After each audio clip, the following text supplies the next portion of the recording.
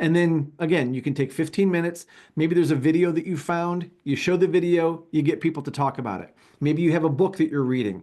Maybe there's a book called The Hospitality Mentality or All Clear or The Myth of Employee Burnout. You read a little bit of that book and you ask the team, let's talk about, chapter 2, chapter 3, what happened in those chapters. It doesn't have to be super intense. It doesn't have to be super detailed. You don't have to have a teaching degree to be able to do this. You just have to have the desire to want to have other people learn. Where will the attractions industry go next? Find out at IAAPA North America Summit, March 30th through April 1st, 2025 at Disney's Grand Californian Hotel. Join executives, innovators, and thought leaders to build connections, explore trends through exclusive EDUTours, and gain strategic insights to put into action. This summit offers a unique opportunity to learn and grow alongside the industry's best. Don't miss the chance to shape the future of the attractions industry. Click the link in the show notes to register today. Welcome to the Attraction Pros podcast, where we discuss the latest trends and challenges facing the attractions industry today. We chat with some of the top leaders in the field and provide resources that will help develop your career in this great industry. I am Josh Liebman. I am obsessed with the guest experience and helping attractions make that their top priority for success. And I'm Matt Heller. I am passionate about organizational effectiveness, leadership development, and employee engagement. Now sit upright, hold on tight, and get ready for the Attraction Pros podcast. Hey, Josh, how are you? Hey, Matt, I'm doing great. How are you? I am fantastic. Whoa, you just faded off into the distance there for a second, but you came back. That was like a boomerang. Fantastic. I pulled the fader down and then I pushed it back up. Yeah. I've got a question for you. All right. You do a lot of training, right? And I don't know that I've ever asked you this question before, but what do you think the most important part of training is? If you were to encapsulate that, like the most important thing to think about when you are focused on training and helping people learn new things. How good of a trainer they think I am. No, I think, the way that they could take what they're learning and immediately see it through their lens and apply it directly to the specific aspects of their job duties, and then turn around and be able to implement it conceptually using their interpretation of what they learned and seeing results that resonate with the goals of the training, but also align with their personal unique characteristics and attributes. Excellent. How Very was nice. That was awesome. That was awesome. Am I in the right ballpark here? What you're Absolutely. Absolutely. Now, so I have a follow-up question to that because we have not rehearsed this. I had no idea what you were going to say there. Would you say that there are some people that you can have a one-time training with them and they will do exactly what you just said? They'll take it, they'll apply it, they'll see how they impact the world around them. But there's other people who may need more interactions or more interventions so that they can finally get to that particular goal. Would you say that's a true enough statement? Well, to borrow a phrase that I learned from you, it can become a challenge when your employees feel like they're drinking from a fire hose. And it is sometimes better to turn the faucet down so they get the equal amount of water, but it's maybe more dripped out. So maybe a combination of here's the fire hose. Maybe let's dial it down just a little bit, but let's make sure that it can continue to be reinforced if we could add even more substance into it over time. Yes, I think there are some people who I see in my sessions taking copious amounts of notes, and I can see the gears turning. And then I see some people maybe sitting there kind of maybe taking it in a little bit more. I could see it just sort of marinating and soaking in. And then I think kind of a combination between the two of okay, this is what we talked about in the training. Here are some ways to apply that, but that part of it happens on the stretched out sort of drip training, drip faucet. learning type of thing. I love So I it. would say a combination of both. Yeah. Absolutely. Yeah. Absolutely. And the reason I bring that up is because one of the things that I've worked with a lot of clients on is focusing on how do we create that drip type training? How do we create ongoing training for people, ongoing learning, ongoing development, so that we're not focusing all of our attention on that one-time event? Now, to your point, there are people in those one-time events that can take that and run with it, and that may be all the inspiration and education they need to take them 6 months into the future, right? But there are some people that absolutely need more input. They need more time to question. They need more time to focus on how it impacts them and to say, this is how what I am doing impacts somebody else, and it takes them a little bit longer to see that, which there's nothing wrong with that. So I'm talking to people a lot about focusing on ongoing training. Yes, if you can do that 1 8-hour training, great, do it. But if you can take that and drip that out into smaller segments, throughout your season or throughout the year, you might be even able to get better results from that. Now, you might not see the immediacy of not having all of those subjects dealt with at the same time, but you are going to see a deeper learning and a deeper understanding over time. Because what you were talking about, the way I kind of look at that is people need the opportunity to try things, right? They need the opportunity to fail. They need the opportunity to put something into place where they're not really sure how it's going to come out. Like when I talk to leaders a lot of it's about communication with their team members. It could be about, giving feedback. And if they don't actually practice it and then come back and say, well, this is what happened.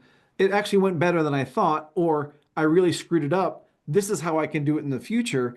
To me, that's as an important part of the learning process as anything I'm ever going to say, because they learned it on their own. Right? They learned it for themselves. And it's just like when you tell someone that stove is hot, don't touch it. And you've got little kids, they probably want to do that, right? They want to touch it just to see how hot it is. They're not going to learn that. It's not going to be truly in their mind until they experience it themselves. So when we talk about what's super important to me about learning that I really want to dive into a little bit more in this episode is making this an ongoing process so you can build in those opportunities to learn and for people to really set it in their own mind. Yeah, absolutely. So I just use the back burners when my kids run around and I know he can't reach it. Well, that's smart. That's smart. Yeah. But question for you, because tying all of this in with, I would say, balance the long-term investment that you're making, but with the immediate need. You say people need the opportunities to try things. People need the opportunity to fail.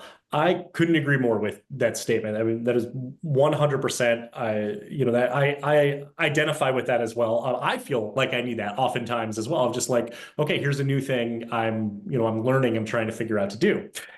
In the realm of our operations, though, whether it's the beginning of the season or beginning of a day, once we open up, the guests are coming in, we need you to have the level of standard that we expect from you.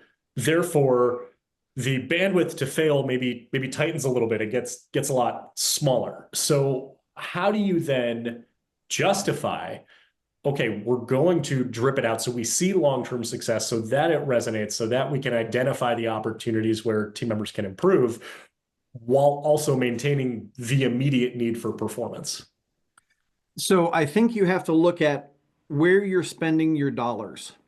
Okay, this is going to get kind of into the weeds of the budget, but where are you spending those dollars? Are you spending them? Let's take a seasonal operation. Are you spending them at the very beginning of the season?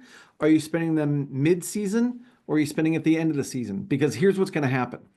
If you start at the beginning of the season, and let's say you start a couple of weeks before the guests are going to be there so that you give people time to practice those things, maybe do some role plays and skill practice, give them as many of those kind of mock services as you can, they're going to be that much more ready when it comes to the guest actually coming in and being able to at least, provide that level of service that the guests are going to be looking for, and then they can practice even more with real guests, right? So you're setting them up a little bit more for success there. So you're spending your money more at the beginning of the season. Or do you spend your money in the middle of the season where now you have people that are not as well prepared, and you're going to have to do more service recovery.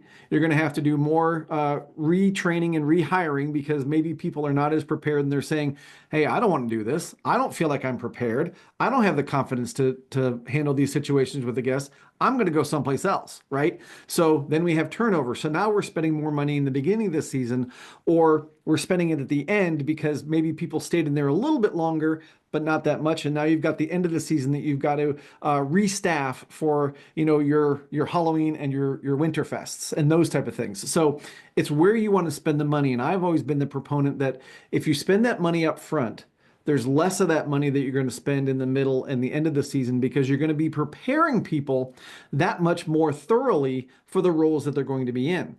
I can't tell you how many people have said, I just didn't feel comfortable saying XYZ to a guest, or I didn't know what to say. To me, that goes back to training. To me, that goes back to reinforcement or reminding people of what their role is or how empowered they are to take care of these situations. I can also remember many times in the winter sitting around the operations office when we were working there in the winter, the park was closed, and somebody saying, we want to really empower our team. And that's as far as it went, right? We didn't bring them in early to talk about what that empowerment looked like. We didn't teach them how to do it. We just said you're empowered, and then wondered why they didn't feel comfortable doing it. So does that kind of answer your question about preparing them in the beginning so that they can have that level of standard? Yes, and of course, it's opened up more questions as well. So, you kind of spend some of the training budget at the beginning. So I guess the budget itself matches kind of what the process looks like as well. If you drink from the fire hose, okay, we're spending all of our training budget up front, and then there's nothing left. We just are hoping that on this one tank of gas is going to take us through the entire season, metaphorically, right? Versus dripping it out to them of saying, okay, here's a moderate amount at the beginning, and then we're going to continue to inject the budget into the overall training and ongoing development of our team over the course of the season or over the course of the year, depending on if we're talking about a seasonal or year-round operation. So what does that look like? It could look like a lot of different things. I've done lots of sessions at parks where I'll come in and do like a kickoff in the beginning of the season, and then throughout the rest of the season, maybe there's some virtual things, maybe there's another visit from me, maybe there's nothing else from me, but maybe it's every week they take 15 minutes during their stand-up meetings, right, or their pre-shift meetings, and they talk about one of their values as a company. Maybe they go through some scenarios where, hey, a guest said this the other day, we needed to provide some recovery. Here's how it went. Let's practice doing that so that you can be more prepared for that later. I think one of the things that it's important for people to kind of do is to figure out what it is that you want your teams to do. What do you want them to know? How do you want them to treat your guests or to provide great service? And so when you think about those items, you can actually think, you can put them into buckets, right? Maybe this is about guest service. Maybe this is about safety. Maybe this is about our values. Maybe this is about our culture. And then again, you can take 15 minutes. Maybe there's a video that you found. You show the video, you get people to talk about it. Maybe you have a book that you're reading. Maybe there's a book called The Hospitality Mentality or All Clear or The Myth of Employee Burnout. You read a little bit of that book and you ask the team, let's talk about, chapter 2, chapter 3, what happened in those chapters. It doesn't have to be super intense. It doesn't have to be super detailed. You don't have to have a teaching degree to be able to do this. You just have to have the desire to want to have other people learn. So again, it could be an article, it could be a video, it could be, a role play that you are discussing. You could bring in, your latest Google reviews and just talk through them. That can be the training piece of it too. But if all you're doing at those meetings is just talking about, okay, this is the amount of people we're going to expect in the park, this is the weather, here are the outings that we're having, that kind of thing, it's important, but it doesn't hit that kind of ongoing education piece of it. And what I have found through that is that you get people that are now looking forward to that kind of education. They're looking forward to that kind of training. Oh, what are we going to learn today? May not be immediate for everybody, but over time, again, that's what we're talking about. Over time, you're going to get those people that are wanting to learn more. I had somebody just recently that applied for my mastermind program, which is another version of kind of ongoing training. And one of the reasons she wants to do it, because she loves learning. She wants to learn more. So your team members are the same. Maybe they don't personify that, their first week of training because they're just trying to fit in. They're trying to be cool in front of their friends. But people want to learn more. They want to, continue to be challenged. And this is one way that you can do that. So I'm seeing some lines blur here because we're talking about training and development. So here's the training, whether it's orientation or bringing in Matt or bringing in Josh or whatever it looks like, and then go to this or watch this video, incorporate it into the LMS, right? So there's the training side of it, but then when you talk about the stand-up meeting that maybe it's 15 minutes long, maybe it's even less than that. Now I just see this blending right into regular operations, and I think that's probably a very pragmatic approach to looking at it rather than saying this is our training budget. It's rather as part of our operational budget, everyone's coming in 15 minutes before they're expected to be where they need to be for opening. Maybe it's 5 minutes. It doesn't need to be something that's entirely significant. But then I think maybe the next challenge or the next kind of question with this is formalizing that process to make sure that it gets done. I talk to a lot of clients who aren't having these shift meetings at all. And I talk to some clients who don't even really have actually a formalized training plan at all. It's rather you're here, clock in at the scheduled time of your shift, go over to that team member over there who's in that position and shadow them and ask them if you have any questions, right? So some things I'm working on with some clients and, in that regard to kind of help button up some of those processes. But I think once we get into that shift meeting standpoint, that's something that happens on a daily basis. That's something that happens on a shiftly basis, if that's a word, right? It is. So what do you recommend as far as really creating context and structure around that? For an organization who maybe does not have that right now, it's clock in and go into now wanting to weave this into something that can be sustained. So this is going to sound like we planned this, but we did not, because this is one of the things I absolutely want to make sure we cover today. And it's a framework for any kind of training or coaching or development that you want to do with your team. And it's broken down into 3 words. And you and I have probably talked about this before, but it's know, feel, and do. KNOW, know, feel, and do. And I'll kind of walk through this framework. So if you're wanting to do a 15-minute shift meeting, right, or take 15 minutes or a couple of minutes from your shift meeting and put together something so that your team can get some information and some new education from that, there's 3 things that you have to focus on. What do you want them to know? How do you want them to feel? And what do you want them to do? Okay, so the first one, what do you want them to know? Is there specific information that you want them to have? Is this about guest recovery? Is this about safety? Is this about leadership? Is this about giving feedback to a team member?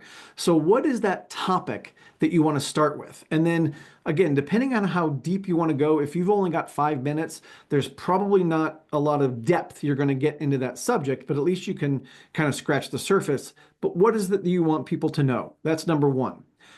How do you want them to feel? This is about the emotional connection and the emotional feeling that people have while you're doing it. So what I like to do is I ask the question in 2 ways.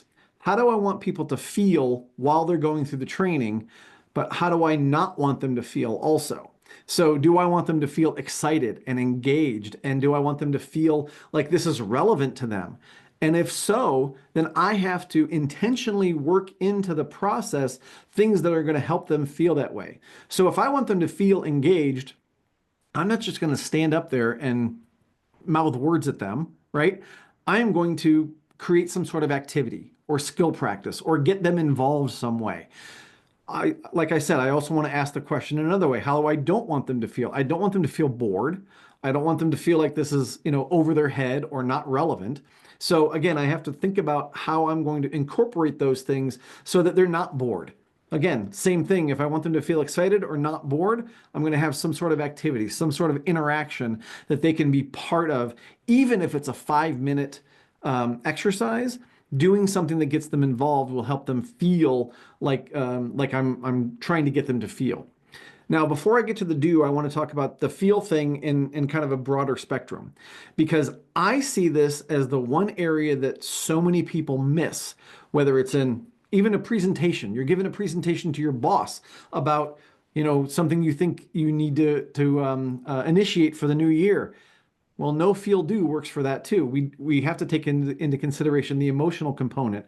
So if we're not doing that, if all we're doing is we're reading through a PowerPoint, or we're just kind of talking at people, we're not taking into consideration the emotional investment that people are making, then you could have the best knowledge that you're transferring or trying to transfer. You could have the best information, but nobody's going to take it. Nobody's going to try to understand it. Nobody's going to try to apply it if they don't feel that emotional connection to it. So that's where I think the feel portion is one that I see people missing the most. They're pretty good at the know. Hey, here's what we want them to know. They're good at the do, which is what actions do we want people to take. But again, they forget the feel. So let's get on to the do. The do is something where I think about the actions that we want people to take either during the training or after the training.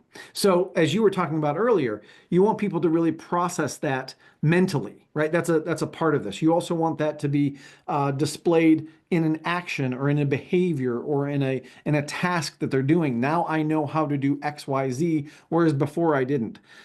I now know how to use the POS system. I now know the process for giving someone feedback. So that's what I want them to do.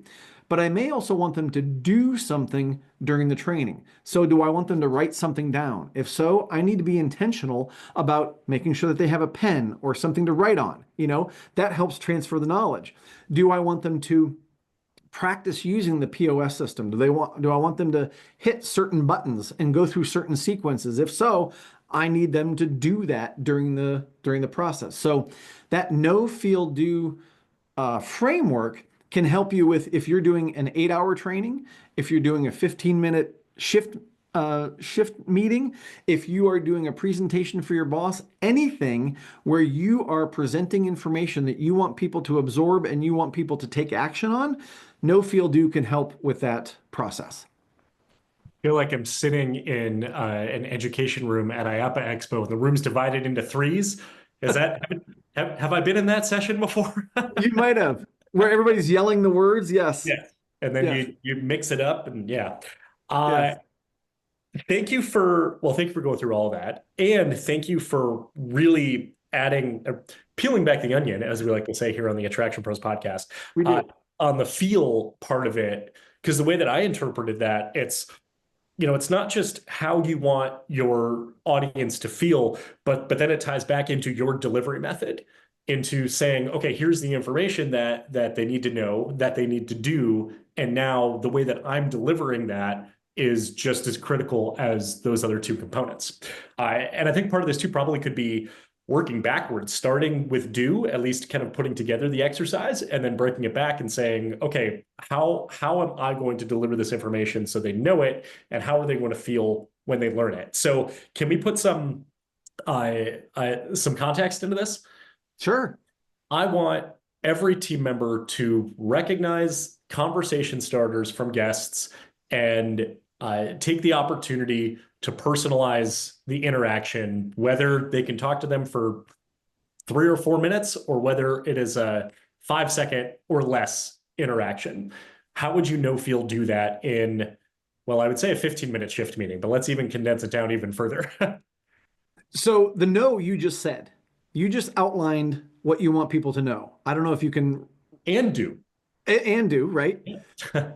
Now, the word that comes to mind when I start with feel is confidence. You want people to have the confidence to go up to somebody and start a conversation, right? They have to recognize the conversation starter, but then they actually have to use it. So the do is to actually use the conversation starter. So to me, if I'm that brand new team member, yeah, I might notice that you've got a White Sox cap on or a Cubs cap on or something like that. I had to say both for Chicago. I'm on the north side. Yeah, anyway. But that doesn't necessarily mean that I'm going to feel comfortable going up and saying that to you. Like, hey, I like the White Sox too, or whoever it is, right? So I need to have the confidence. So if I'm there in 5 minutes, that's what I really want to focus on. The know and the do is kind of the simple part. It's now building the confidence that will drive someone to do it, give them the willingness to do it. So I would build that in. So I would say, here's what we want you to do. This is what we're going to do, and we're going to practice it. So maybe you have all kinds of different things that people can hold. Let's say you have a team of 10 that you're doing this with, right? And you have all sorts of things that people can have. Maybe it's a souvenir from the park, or a hat, or a t-shirt they can just hold up, or something like that. And I would have people practice as much as you can in that 5 minutes, saying something about that shirt, even if it's just the first thing. Hey, love that shirt, love Jurassic Park, or I love this, or, just practice that opening so that they start to feel comfortable with that. And they feel confident enough that they can now go up to a stranger and do that. So to me, again, that this comes down to confidence, and you can cover a lot of ground in 5 minutes. You could even have a row of people. Let's say you have 9 people in a row that have all different things, and you have one person that goes through all 9 of them and says something different. Now everybody switches stuff and somebody else does it. And now they have to say something different to every person. So now you're challenging them to go a little bit deeper. So that's how I would probably approach that from a no, feel, do standpoint. Could one argue that that takes too much time and that they should just know that they have to do it? I'm playing devil's advocate here. Of course. Actually, in my notes for this session, I was like, I want Josh to be the devil's advocate. Seriously, because I think you get a lot of that. Yes, you could say that takes too much time. You could also say, well, they should just know that, right? They should just know how to do that. Actually, just the conversation I had with a leader just before this recording, we were talking about the fact that there are some people, because of their life experiences, they don't know how to use a mop. Okay, well, I might think that someone should just know. Well, how are they going to know? Osmosis? Like, if nobody has ever taught them how to use a mop, and they come into your osmosis, and they come into your facility as a new team member, and I assume that they know how to use a mop, well, that's my fault, right? I'm going to at least ask the question, are you comfortable using a mop? Do you know how to use it? Show me how to do it. Show me how you would mop this floor. And if I see that they're not doing it properly, and they're not doing it to the way that that floor is going to get clean, then now I know, well, now I've got to take the time to do that. So yes, they could say that it takes too much time, but I would push back that people aren't going to know we can't assume that people are going to know. And then maybe to carry that further, to say, which will take more time, to do this exercise that'll be a few minutes, or all the recovery we're going to need to do, and all the people who are potentially slipping on this wet floor because this team member didn't know how to mop. Now there's a lot of paperwork involved. Now first aids get involved, et cetera, right? Wouldn't have been a lot easier to go through that exercise? Obviously, we just kind of bounced from one exercise to another there, but I think that the argument could potentially be the same of which will take more time. This exercise that goes through the no, feel, do, or facing the repercussions when it breaks down. Well, and there's another piece to that I wanted to kind of bring up, and it's a thought that I have quite often, and it's that the learning doesn't stop just because your training does, right? So they may not know how to use that mop, and they may go out and interact with their peers, and their peers teach them how they think they're supposed to use a mop, right? And so now they're doing it incorrectly, and all those repercussions that you just talked about can happen. And you never know where they're going to be learning those new tactics and strategies. It could be from someone who you don't want them training that other person, right? It's the telephone game, right? Mm-hmm. So if you're not the one that is leading the charge in terms of how you're training this information and how you're developing other people's skills, they could be getting it from lots of different places, and you may not like the outcome. Mm-hmm. Yeah. Learning doesn't stop when the training does. Yeah. So it sounds like you're saying learning is ongoing. Absolutely, learning is ongoing. So there's actually a couple of other things I wanted to talk through, and that's kind of how we learn. So a lot of times people will talk about the 3 learning styles. depending on who you talk to. Some will say they're 5, but the 3 that most people think about are the kinesthetic, the auditory, and the visual. And I'm a proponent of just using all 3. Like if you include all 3 of those things, you give people something to look at, you give people to hear, you give some people something to do. So again, it kind of fits into the know, feel, do process. Then you'll be able to attack all of those different potential learning styles. I also think this goes back to something you talked about earlier, where we learn through that process of practice and, like I said, failure also, but also our mind likes patterns. Our mind likes repetition. So some people may have heard the rule of 3, where you have to repeat things 3 times before it really sinks in. You have to repeat things 3 times before it really sinks in. You have to repeat things 3 times before it really sinks in. Oh, did you know that you have to repeat things 3 times before it sinks in? That's what I've heard. That's what I've heard. So there's that piece of it too, where if you're doing just a one-time training, you may not have the opportunity to build in those 3 repetitions. And it could also be that someone needs to do something 3 times before they feel confident, right? You tell them 3 times, so that's the no. They do it 3 times so that they now feel confident, and then they want to keep doing it over and over again. So there is that process of repetition, and again, that process of patterns. So as we talk about, getting people to remember certain steps of processes, or even, how to go from one thing to the next, it's really important to create relationships between what people already know and what you're trying to teach them. So I'll give you a quick example. I was talking to a gentleman the other day, and we were talking about giving feedback. And he said, I'm just not sure how to give feedback to my teams, or if they're, a team member has their phone out, how do I address that situation? And through the conversation, I found out that he is a swim coach, and he's also a director at a theater. And I said, well, how do you do it in those situations? He said, well, in the swim coach example, he said, I'd pull people aside and I'd tell them what they could do better and talk about how they can improve, and then watch to see how they would do it. And I said, well, why would anything be different in a family entertainment center? He's like, well, I don't think it would be any different. So he already knew how to kind of go through that process. Maybe it was a little different than I would have taught him if he didn't know anything. But now I'm connecting the dots. Now I'm being able to connect those things that he already knows, so that it can implement, or not implement. It can imprint on his mind, so that he will remember it and then actually want to do it. So it sounds like there's both a proactive and a reactive component of it as well. The proactive part of it is the delivery. So if we use that shift meeting as an example, the reactive part of it is making sure the team member has not only the ability to practice, the ability to fail, but then the guidance to continue that improvement. So they hear the message again, or they practice it again as they become natural at it. So the training and the coaching go hand in hand. Now, I think the question then is maybe avoiding or the leader avoiding frustration and stress, and maybe having a little more patience, knowing that this person has never held a mop before. Therefore, the first time I give them a mop and tell them how to use it, they're probably not going to do it right. The leader then needs a lot of, like I said, kind of that patience and ability to then work with that team member. Even though I told you how to do it, this is how you were trained. Why weren't you doing it that way? Yeah.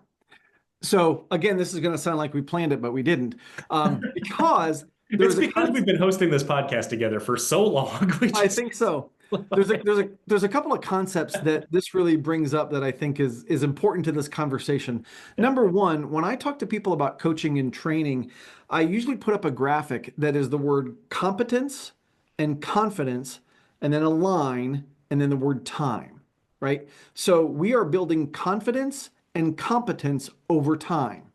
So over the course of time, whether that's a day, a week, a month, a year, we are trying to build people's confidence, which we talked about in that example a little bit already, our willingness to do something, and then the competence, which is the ability to do it. So again, let's go back to the POS.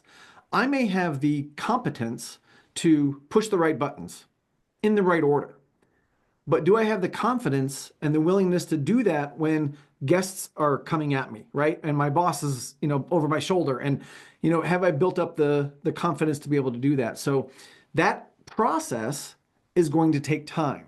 And one of the things I think that we all have to recognize is that there are a lot of things that we know how to do that we've been doing for a long time. For example, mopping a floor, that it's going to take other people time to be able to do it. And we can't allow ourselves to be the standard for how long it takes, because we've already forgotten how long it took us. So we've got to be patient, to your point, as far as how long that's going to take for them to develop that skill.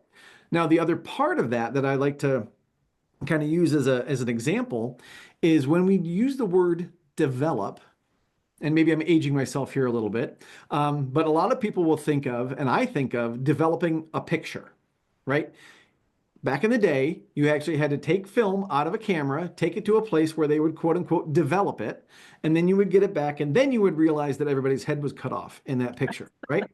Yeah. Now we can literally develop a picture in a nanosecond on our phone, right? We can take a selfie. Right now, we could take a selfie of us recording this podcast and see immediately what it looks like, right? So in some ways, we've developed that picture much, much faster. Now, how this ties into human beings is that some people will think because the technology has sped up, we can develop that picture in such a quick amount of time, that humans have done the same thing, that we process information just as quickly, and we don't. For millions of years, we've had to touch that oven or that stove to see how hot it was. We had to put our finger in the fire to see how hot it was. That's how our brain works. We look for connections. We look for examples. We look for experiences where we can then internalize that concept and say, okay, now I get it. Your brain puts it into a specific spot where it's not going to forget it. And now you can recall that at any moment. Until your brain does that, until it's had the right kind of development and input, it's not putting it in the right place. It's just kind of out there, and for anybody who's ever, lied awake at night, or you've woke up in the morning, you've got all these thoughts running around your head. It's not sometimes until you type it out or you write it out that you're actually able to make sense of it, is because you've got all these thoughts that have not been put someplace properly in your brain yet, right? So it's little drawers for all that information. So you've got to be able to recall that whenever you need to. So that is a big part of this process as well, just in terms of how we learn that information, and that takes time. So to your point about the person with the mop bucket, it's going to take time for the concept of the mop to be clear to them, where they put the mop, what they do with the wringer, where they get the water, how much soap to use, all of that stuff. It's going to take a little while for that to process in their mind. And so we've got to recognize that takes time. So confidence and competence over time is the formula that I kind of think of when it comes to either training or coaching. May I play devil's advocate one more time? Please do. Okay. I'd love it. Only because, well, first of all, I agree with everything you say, so I'm not going to challenge any of that. But I also am looking at it through the lens of the guest and the guest experience too. And if we take, let's say, this seasonal operation that's open May through October, for example, looking at it through that lens, my interpretation is, well, the guest experience is going to be at its lowest at the beginning of the season, as we are at the beginning of time, and even if they've had that little bit of training kind of coming into the season, knowing that it's going to continue to develop over the course of the season, and then the guest experience will be best right before all the seasonal team members go back to school, so right before Labor Day, and then now in September and October, we're doing what we can, right? I'm saying that actually just from observational, circumstances in many operations too, of part-time employees, and kind of scrambling to make sure that we are fully staffed or operational and meet the basics. But kind of looking at it through that lens of saying, okay, how can we adapt to this mindset of confidence and competence over time, knowing that it takes that effort, that energy, that time to develop those team members, really, while at the same time, and maybe this kind of goes back to the earliest part of the conversation, but managing the guest experience with it too. So where I thought you were actually going to go with the devil's advocate there is that what I've seen is that the enthusiasm of the team will sometimes outweigh at the beginning of the season, will sometimes outweigh their ability, right? So they may be woohoo, guns a-blazing, super excited because it's the beginning of the season. It's new. They're excited, those kind of things. And a lot of seasonal places that I've worked with and worked for, they do a great job of that kind of initial push of excitement. It's the new year. We're ready to go, ready to rock. Pep rally is a pep rally, exactly. Yeah. But even a longer term pep rally where it's not just that one moment, but it lasts through opening day and the first couple of opening weekends and maybe even the first couple of weeks.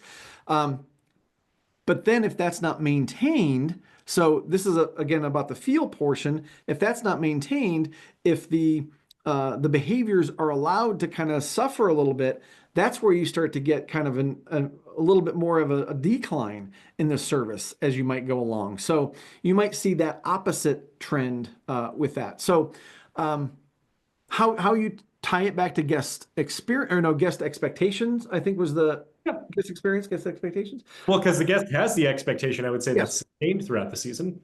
Absolutely. Yeah. So I think that has to be communicated to the team at all times. We always have to be understanding of what the guest expectations are. And actually, I used to do an exercise way back in the day where we would put up all of our expectations for the guests, or no, I'm sorry, the expectations that the guests have, and then talk about the expectations that the team members have. And then from a company standpoint, if we're providing the expectations to the team members and they are providing the expectations to the guests, then the guests are able to, are providing the expectation that the company needs in terms of coming back and paying us money and, buying food and beverage and all those type of things. So there's a circle of expectations there that is absolutely in play. And I think you have to continually communicate that to your team so they understand what the guest is expecting when they come in, right? And we all know that the guest's expectations can change, do change, are varied from guest to guest and person to person. So if we're trying to maintain those best practices, like recognizing service cues and providing remedies when there's service failure, all those type of things, we're doing that on the highest level possible, then we are going to be able to meet those guest expectations. Is that kind of what you were getting at? Yeah, a little bit. Yeah, I'd say so. Yeah. Okay. Yeah. Okay. Yeah. Okay. Cool. Ooh, learned a lot. Yeah. Awesome. So if we're to kind of summarize this, where I think we can summarize is looking at the ultimate goal of training, which is to build confidence and competence over time. So we need people to be confident so they're willing to do things. We also need them to be competent in the tasks that we're asking them to do, but also recognize that it's going to take time to be able to build that. I think it's also important that we remember how we learn as human beings, that we typically don't learn everything that we need to know that very first time. Repetition and forming patterns is really important for us. And of course, the formula or the framework for creating engaging training and coaching opportunities for people is what do we need to know? How do we want people to feel? And what do we want them to do? And I'll just share from a kind of practical standpoint where I've seen this play out is I've done a number of programs with certain clients where I've done, a one-time training, or then I've worked with them for years and years. And I've absolutely found that one-time training can be successful, like we said at the very beginning, for some people that can take that and run with it. But then as I've worked with a number of organizations over the course of time through my VIP programs, you get to see what those other issues might be. And you can really focus on going deeper into those issues because you have more time, because you've set aside more time to be able to do that. And the other example is through what I call my mastermind program. And this is an opportunity for people from different organizations to come together to explore different aspects of leadership. We do a 360-degree feedback process. We do the DISC profile. And then over time, they build relationships with people that they can really know and trust and feel comfortable with. And then they start to be even more vulnerable, and they can start to say, oh, this is really what I'm dealing with. This is what I'm dealing with. And a lot of times those are very, very similar things. across the board. But then you start to get to understand what people are really going through, and you can find some really interesting and impactful solutions because you've been able to spend that time. Nice. Cool. Yeah. Where can people learn more about that mastermind? Well, if I knew there was a place, it would be performanceoptimist.com/mastermind, or you can just go to performanceoptimist.com and scroll down, and there's a spot there for it as well. Nice. Yeah. Cool. Yeah. Yeah. Matt, this has been a very enlightening conversation, and really, really interesting. I think, I've heard you do the no feel do thing before in the sessions, and I think this really helped to kind of consolidate and conceptualize really my understanding of that framework, and I imagine to many others who are tuning in as well. Well, I hope so, and I hope in our conversation that people have gotten maybe a little bit of an idea of how they can implement some of these ongoing training processes. And it's not just about seasonal parks. I know we use those as an example, but if you're a manufacturer, if you are a year-round facility, this can absolutely work for any of those entities as well. And really, it's just about giving people something to look forward to, some new skill to learn, because again, as people, we all want to learn. And I think that's one of the things that we've been able to do on the Attraction Pros podcast is it goes back to consistency, right? Mm-hmm. We've been consistent with putting out a new episode every Tuesday for like 100 years. And I think if you apply that same type of mentality to your training, being consistent with putting something new out there, that people will want to come be a part of that. Yes. Yes. The consistency is key as well. Yes. Yes. Thanks. Awesome. Well, Josh, thank you for allowing me to kind of go into that kind of training nerd zone. I always love talking about training and would be happy to talk to anybody else who would like to explore what some ongoing training could do for you. Again, you can reach me at performanceoptimist.com or matt@performanceoptimist.com, or of course, through any of the social channels, and I'd love to chat. I hope you've enjoyed this episode and would love to hear any questions that you might have. But until next time, just remember, we are all Attraction Pros.